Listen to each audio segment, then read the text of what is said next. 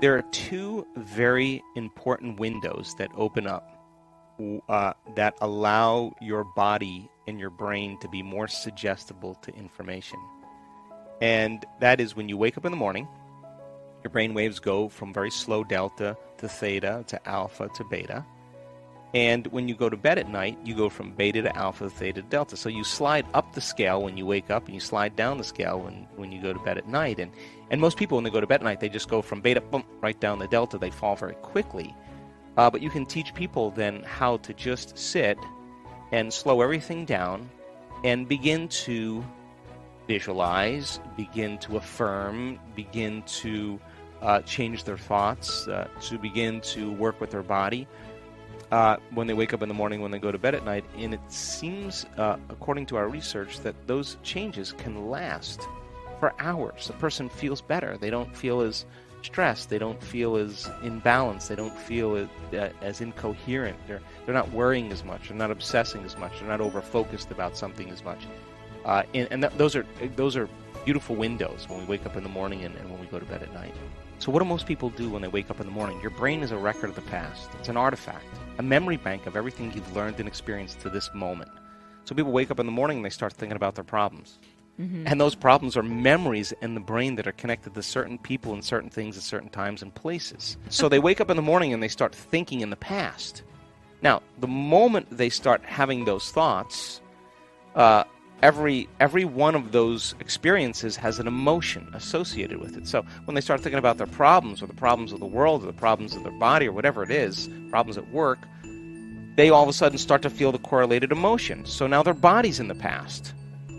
So now people then get caught up in an emotion. They reaffirm their identity. They could wake up in the morning and feel nothing at all. And then all of a sudden they say, well, wait a second, I got to get back to myself. So they start thinking about their problems, and here come the emotions, and they say, oh, now I feel like me again. Mm-hmm. So those emotions then begin to influence our thoughts. Like if you feel like a failure, you're going to think you're a failure. And when you think you're a failure, you're going to feel like a failure.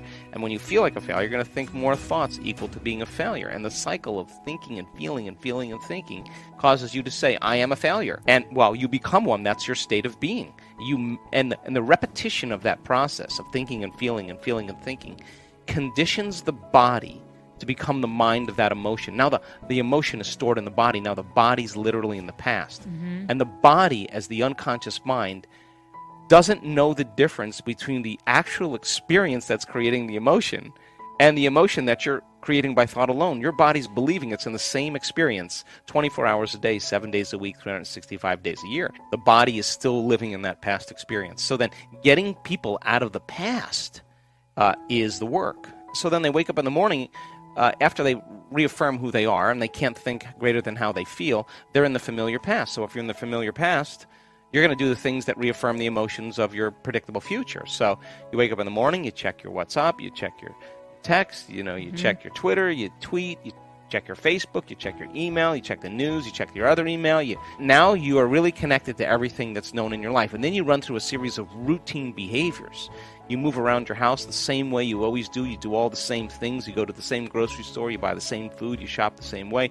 You do all these, you watch the same TV shows, and people do this and for 10, 20, 30 years. Now, their body's on autopilot, and their body's dragging them into a predictable future based on what they did in the past. We could actually take their yesterday and lift it up and set it on their tomorrow, which means then they've lost their free will to a program.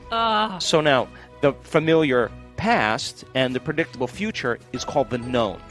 There's only one place that you have to train a person to be so that they're not in the known, they're in the unknown, and that's called the present moment.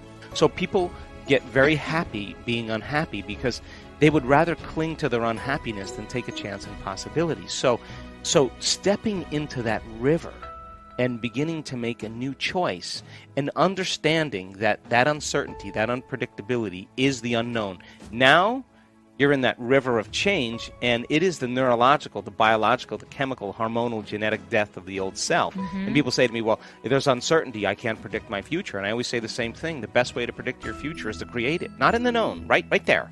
That uncertainty, you can learn now how to regulate your state. Instead of living in fear because, well, the idea that things are going to get worse, the idea that you can't predict, or the idea of being uncertain or can't control something actually sets off the stress response.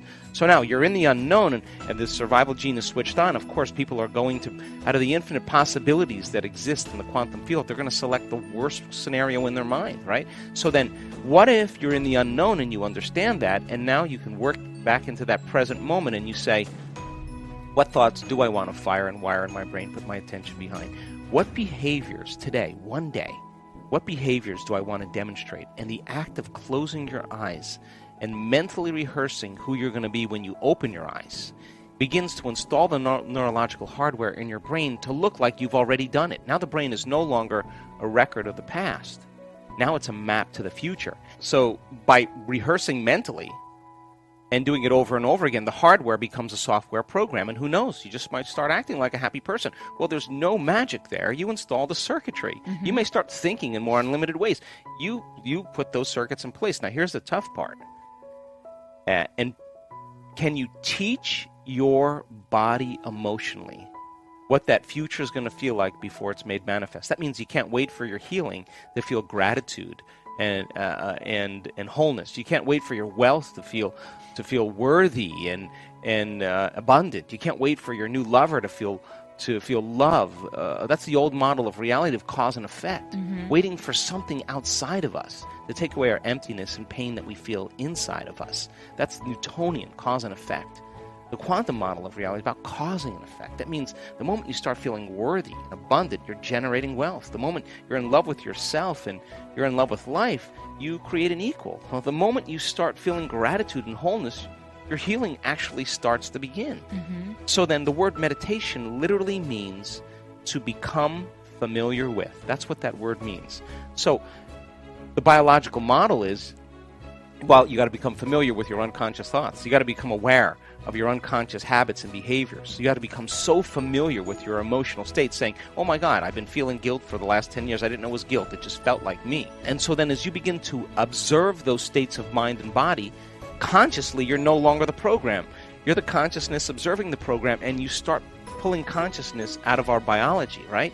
Objectifying our subjective self. Now, that overcoming process is the most important part of this work, because once you overcome it, you're no longer looking at your future through the lens of the past. In your brain and in your body, chemically and emotionally, you're seeing possibilities. So then it's natural, once you've disentangled from those programs, to start thinking differently, to start acting differently, to start feeling differently.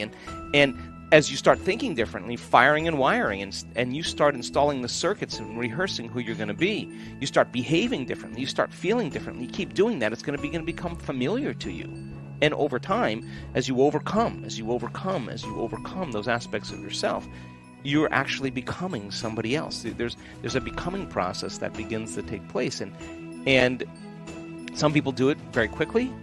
Other people, it just takes some time. But once you understand the formula, and once you understand what it all means, you start seeing people make some pretty big changes. I'm not about positive thinking. People can think positive with the 5% of their conscious mind, but they're feeling negative for the last 40 years. That thought's never going to go anywhere. It's about changing your state of being. I think that, we're habituated. You're habituated to think about your kids, to think about your husband, to think about the grocery list, to think about when the garbage day is, to think about your errands you have to run, think about the emails you have to answer. We're habituated to shift our attention from one thing to the next. We have this mobile thing called awareness, And so we habituate ourselves into shifting our attention very quickly so that we can get a lot of stuff done.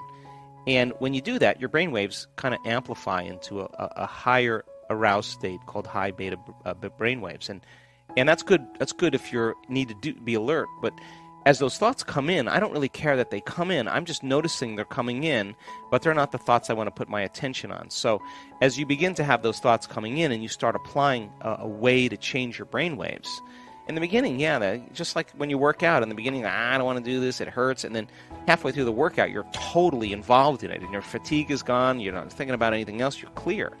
Well, you keep doing it. Our research shows that, and we just had a group of scientists study a bunch of our brain scans in Bond University in Australia, thousands and thousands of brain scans. She called me up and she said, we have never seen a community of people have the ability to change their brainwaves so quickly, like 4 seconds, 5 seconds, 9 seconds. They've practiced it enough times that they know how to silence the critic in their brain. That thinking is the analytical mind. And as you learn how to change your brainwaves, that default mode network, that voice in your head goes away. And our research shows that it goes away during the meditation, and then it goes away for the majority of the day. So nobody's saying to you, you can't, it's too hard, you're too much like your mother, you're never going to change, it didn't work last time. That's silenced in the brain. So it's not so much that you have to try to get those thoughts out of there. You just know that they're going to come, and you keep directing your thought at something else, and you keep applying the formula. Sooner or later, the chatter just goes away, and that's the relief. And you practice it, then you know when you're there and you know when you're not.